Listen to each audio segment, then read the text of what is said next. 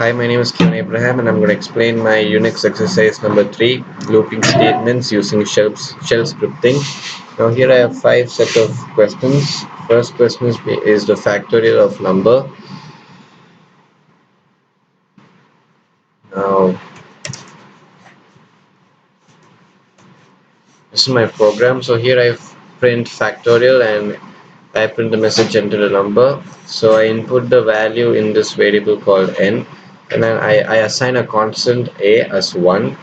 So here I have for loop. It goes from 1 to the number I've inputted. So here there's an expression like I multiply a with I. A is the constant, that's 1. And I multiply that with the for loop, and it depends on how many numbers, like the value I inputted.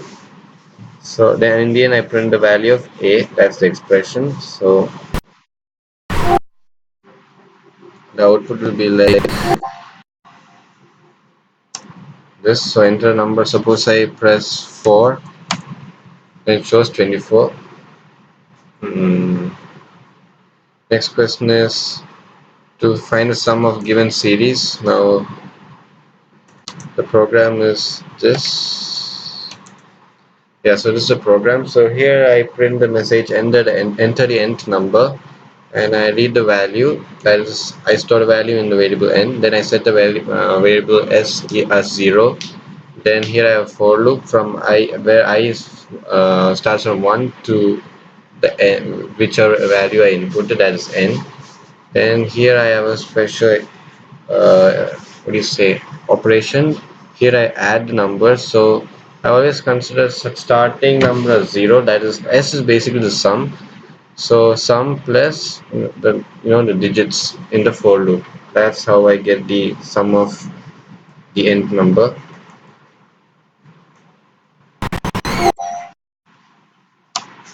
So enter the nth number. I suppose I press 5. So 1 plus 2 plus 3 plus 4 plus 5 is 15. Now next question is to find a Fibonacci series. I'll show you the coding. It is the coding for Fibonacci series. So to find Fibonacci, we have this sort of formula. So we have 3 variables a, b, c. I set a 0 and b and c as 1. Then I have for loop, and here I have I from 0 to n. Again we enter the value, n is the value we enter. Then we have a for loop here, and this is the expression, that is a plus b. And here I print c, and I swap the values of a and b. That's what's going on here, and I'll show you the output for that. Suppose I'm entering the value as 6. So this will be my series. Going for the next question, multiplication table.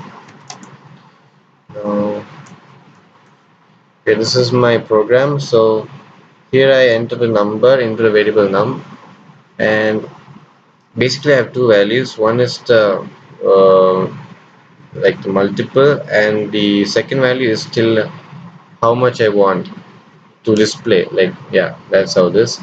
So here I'm printing num into I. So I is the variable in the for loop. So it goes up to b.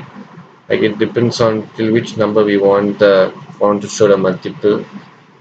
Then yeah, so we print this, we save this in C. I'll show you the output.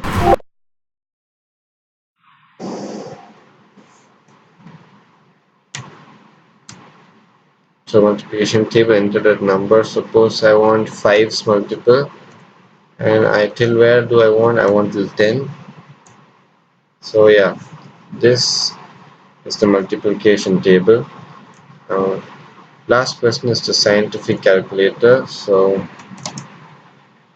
uh, this is the program.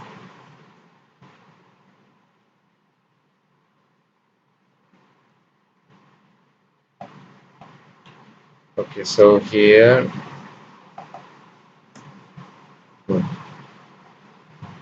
so here I have 11 operations, that's addition, subtraction, multiplication, division, modulus, exponent, sine, cos, tan, percentage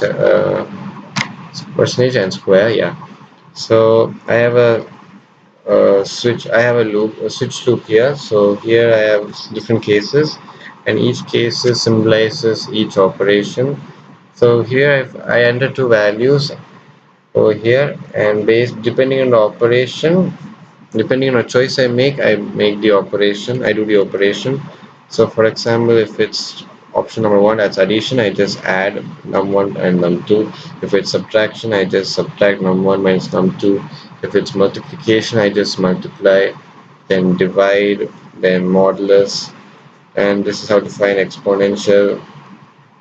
Then we have sine and cosine and tan are a bit different. So here we have some variables called val, rad, and C, and using this formula I find sine. Similarly, I find cos using this formula, and similarly I find tan using this. Now the last two options are percentage and square.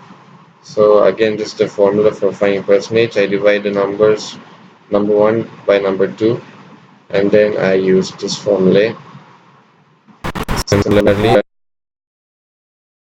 square, I just multiply both the numbers together, and this is the default message, that's count trace. Now if I run the program,